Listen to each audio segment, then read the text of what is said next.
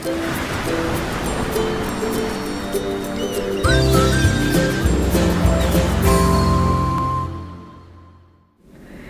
there, this is Allison with Let's Go Travel Tips. Today is cancellation day for Princess and cancellation day for Holland America, as well as we have got lots of updates and a lot that we need to go over together. So first of all, I would like to welcome all of our Let's Go family members. Thank you for always being here, and also a big welcome to all of you who are new. We are really glad that you've decided to come along with us. If there is anyone here who hasn't subscribed yet, we would love to have you here in our Let's Go family, and I think you will enjoy being with us as well. I keep you up to date on everything. If you like to think about cruising, or you're thinking about booking a cruise, or you've got a cruise booked, this is the place for you.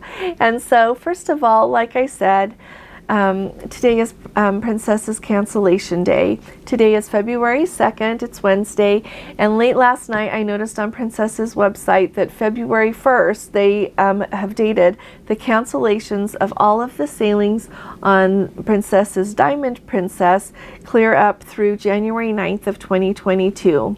She was due to start sailing there in Japan on April 28th of 2022, and they have said that basically just with the ongoing uncertainty with the being able to use the ports, and with what the health officials are saying, and the government officials are saying, that there is just a lot that they still need to do to be able to sail there, and you couple that with the uncertainty that they made the hard decision to cancel these cruises.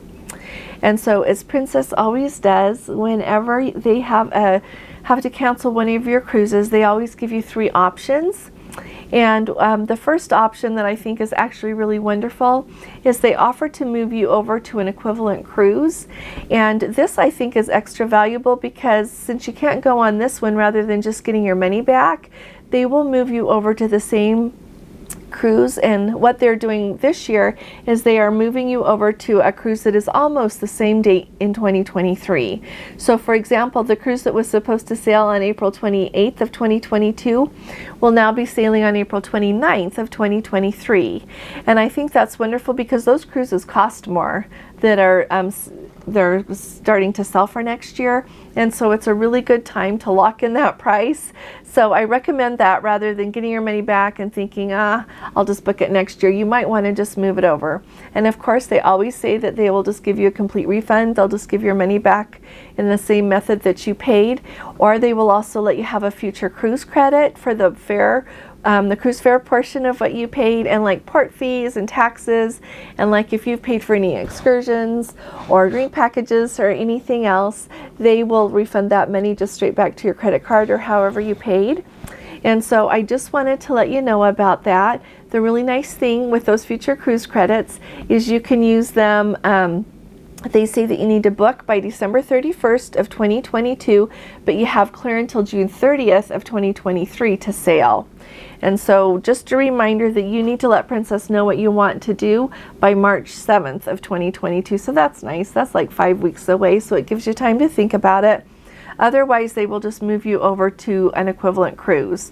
And so it's interesting how their cruises for next year really do match up with the dates for the canceled cruises this year. It's just off by a day or two here and there. And so I think it's pretty similar. And so I wanted to let you know about that. It is also another update that we have got from Princess is they now have a direct line in to have help with your medallion.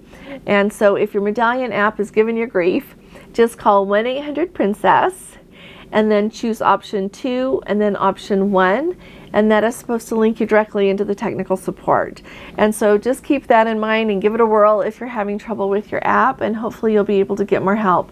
I think they recognize that a lot of people are having a lot of trouble with it, and so hopefully they're going to try to do a better job of offering more help.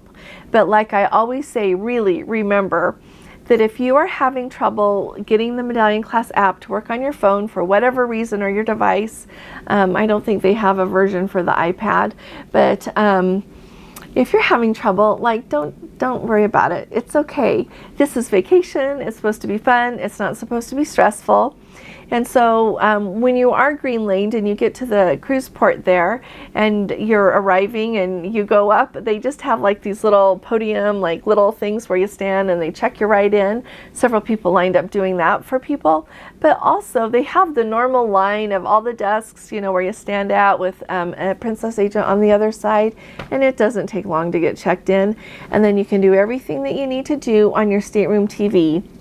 And so don't be worried. You can make dinner reservations there. You can order things to your stateroom. We ordered food on ours. You can order drinks. You can, anything that you can do on the Princess Medallionapp on your phone, you can do it on that stateroom TV. And so don't be distressed. It's okay. And then though, when you do get on board, get some help with your app so that the next time you go, it'll be working. So, and they're happy to help you on board. Another thing that I wanted to let you know about Princess is we've got people asking about what you can use the future cruise credits on. And I believe it was in December, Princess updated and added to the list of things that you can spend your future cruise credit on. And so I thought that was awesome.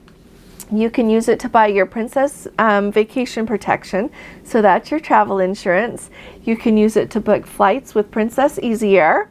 You can pay for Princess transfers. That's like the shuttle that takes you like from the hotel, or like from a hotel that they run a hotel shuttle from. In a big city, sometimes they'll do that over to the port and then back to the airport to go. You can pay for those. You can book hotel packages with Princess. In some cities they have that, and it usually ends up that that's where they run a shuttle from as well. And then you can even pay for like your taxes, fees, port taxes, and you can also book not only your cruise fare but a traveling companion's cruise fare as well. And so there's really lots of things, which is great because I know that some of you have a lot of future cruise credit. So it's nice there's more options of what you can spend it on. The next thing that I wanted to just let you know really quick is I was noticing as I was looking at flights in Princess Easy Air that now it looks like Southwest is an option. Now, Southwest Airlines, I cannot guarantee that it's an option out of every airport, but Southwest flies out of Salt Lake City, which is where we fly out of, and it showed up as an option. And so I just wanted to make you aware of that. I know we've had people that really appreciate Southwest and want to fly on them.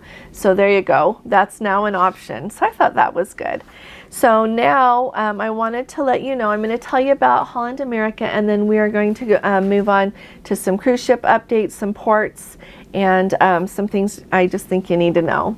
So unfortunately, we've got Holland America is having to cancel some of their European cruises.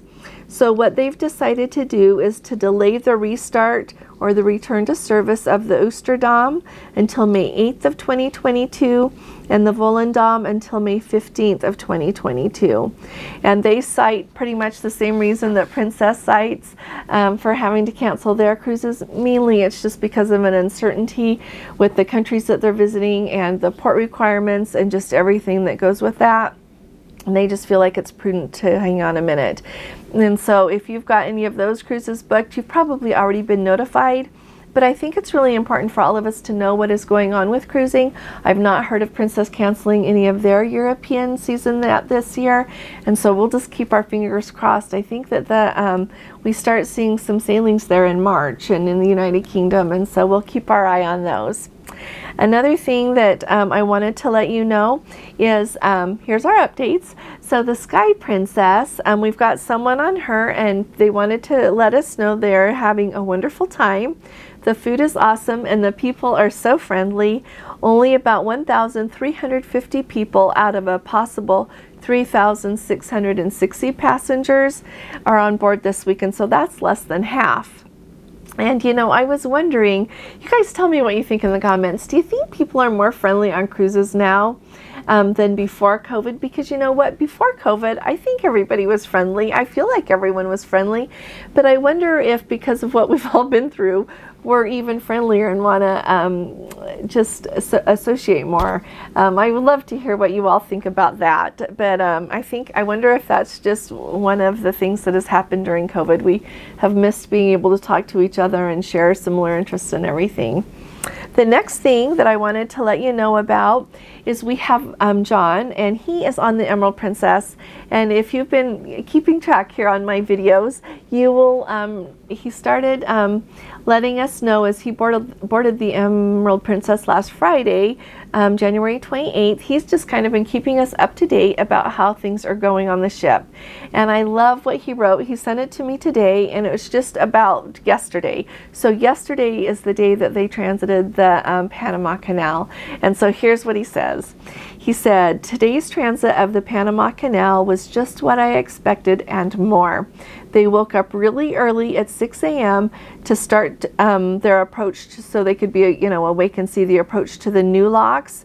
And they still, so going through those locks, they still had wonderful time to spend. Part of the time is a regular sea day, and they had a really nice time. He said the Panama City skyline looks great. Up on deck is a great viewing experience, as well as staying on your balcony, but nothing beats the front of the ship straight on view. But a word to the wise, wake up early," he says. They like to go to the Crooners Bar, they like to do trivia, and then back to the Crooners Bar for a nightcap, he says. And it's a big day today because they are finally going to get off the ship for the first time since they boarded and go on some excursions. And he didn't say where that was, but that sounds wonderful, so I'm glad it's going so well.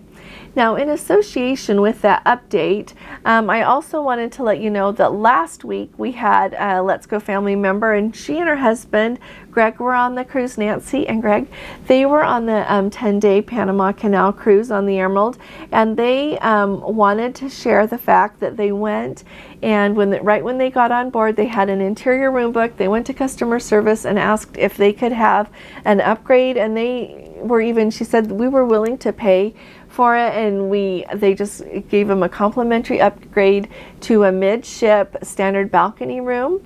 And so every once in a while in our lives we discuss getting a free upgrade. And so if any of you are going on a cruise and want to ask, you can go ask customer service. The worst they could do is say no, and you just might get a nice upgrade. So thank you, Nancy, for letting us know about that. The other thing that I want to talk to you about is kind of an association with John being on the Emerald Princess. Last week we had Colette and her husband on the Emerald Princess, and they didn't have any trouble with ports last week. They got to go, like I think I told you this yesterday or the day before, but they got to go Princess Key, Nassau, Costa Rica, Panama, and Jamaica, no trouble. And this week we're going to kind of see what happens with John as he updates this, but some of the crews have been missing other ports. Like we know that that John and them are missing Cartagena, and lots of them have been missing Nicaragua. And so just know that if you are going on this cruise, and I had a Let's Go family member say, what do you think? We need to do final payment, and we don't know if we're going to be missing these ports. Now they're going to go in mid-April, and to be frank, I would hope that by mid-April we are back to normal. That I think we're still going to have to be tested before we get on the ship. I think the vaccinated thing is still going to be on the ship, and maybe even masking.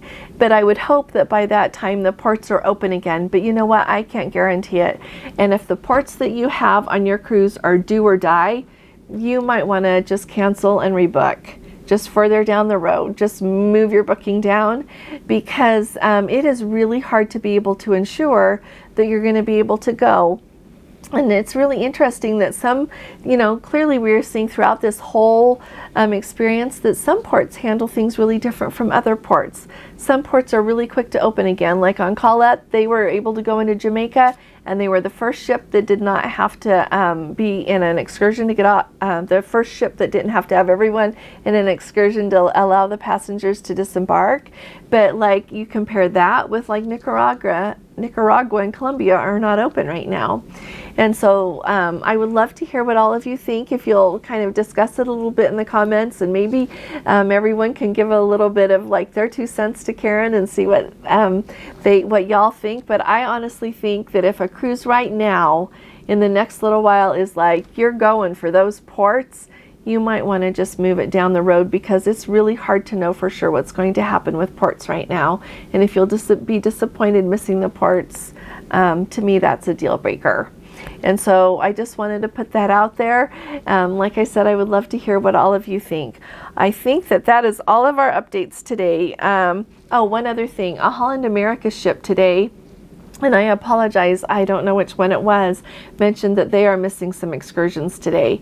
Now, I could not tell from the comment if it's all of the excursions on that day, that like nobody's going into port, and I'm going to try to follow up with it, but that kind of goes with us a little bit more. Up until that time, that ship had not been having any trouble of hitting all their ports. And so we're just going to kind of have to see how this develops.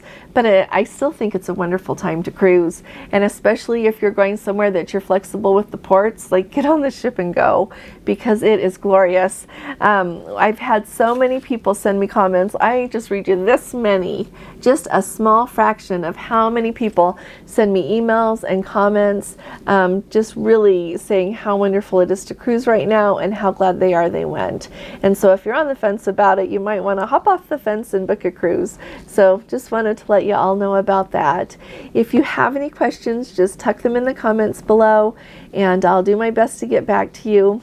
I will be talking to you all again. Oh, you know what? If you appreciate these videos, will you please give them a thumbs up? Because that will really help us out. I will be talking to you all again really soon. You all take really good care. God bless you. Love you. Bye-bye.